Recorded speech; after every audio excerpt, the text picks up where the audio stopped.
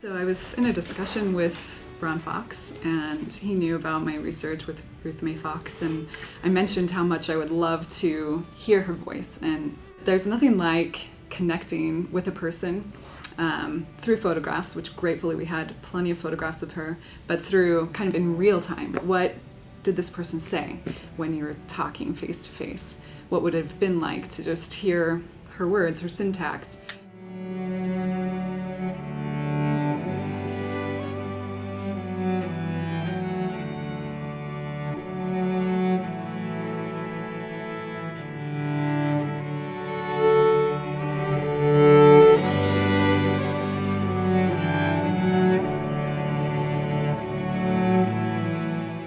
She was kind of on the forefront of things happening with women around the turn of the century.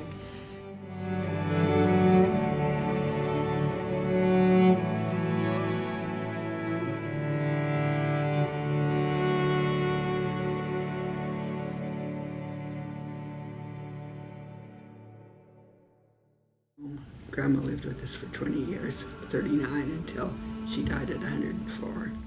What I remember most is a couple of things that interest me is that when she got so that she couldn't see completely, she never did go blind.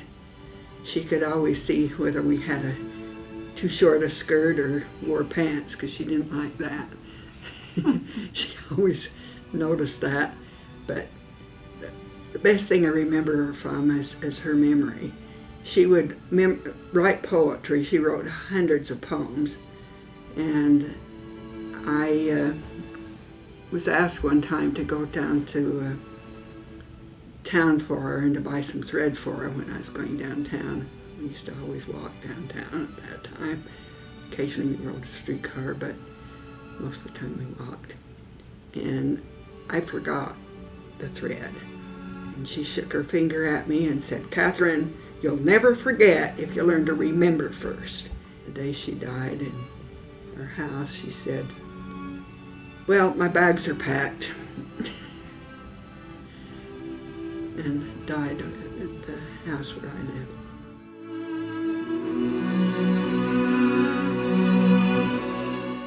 Ron came to me one day. He had been researching from a thesis, found a citation in the thesis that said that a piece of information was from an oral recording of Ruth Mae Fox.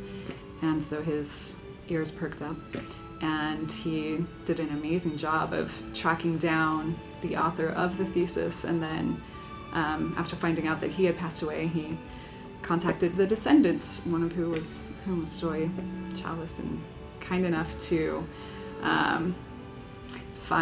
she knew when Ron spoke with her, she knew right where the recording was. And so she was just kind enough to come up here and feel the importance of this historical piece.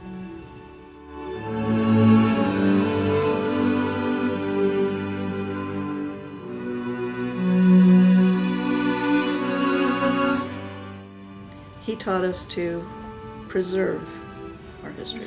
I was glad that we kept those tapes safe.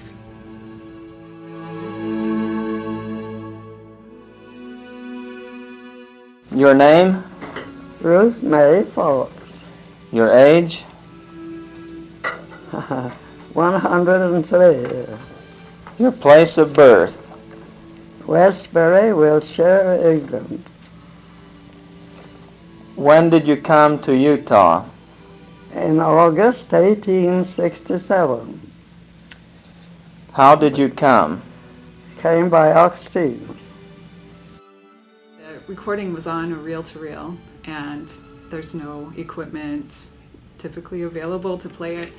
So it took us a little bit to find where it was on the reel. And so it was an exciting moment where we could just hear, like, oh, that was her. And her voice was deeper than I imagined, and more resounding. The thesis that Arthur Chalice put together was about Utah's firsts. And so he was interviewing her about her memories of Utah's first things. And we didn't hear the entire interview, but he was asking her about electric lights. What was it like? And then he asked her about her trek west and if they had any troubles with Indians and things like that, which she didn't.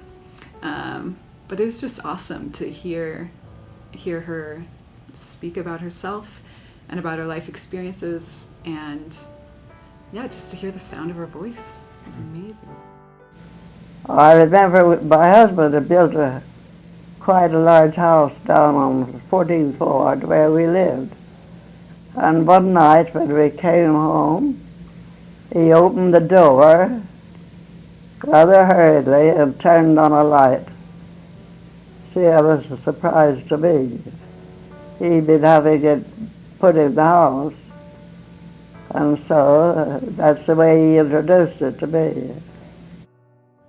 To recognize her voice again, which I did. She always had a strong voice and was well known for her speeches that she did. And your testimony is as strong today as it was? Oh yes, I'm nothing but Mormon.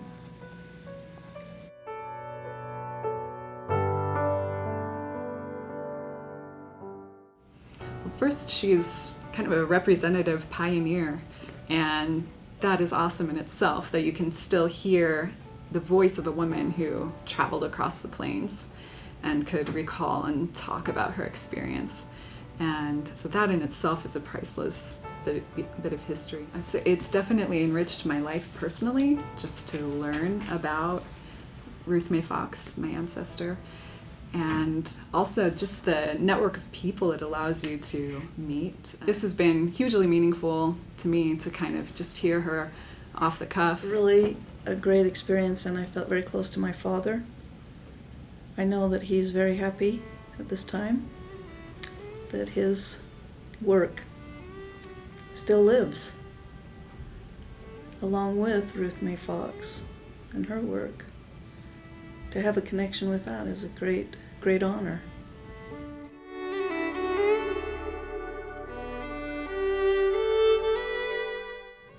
Make sure that you hold on to your history, the items that you have, even though you feel like you may not be able to use them. These recordings would have been lost if we just said, well, we can't really digitize them now, so we don't have any way to do that.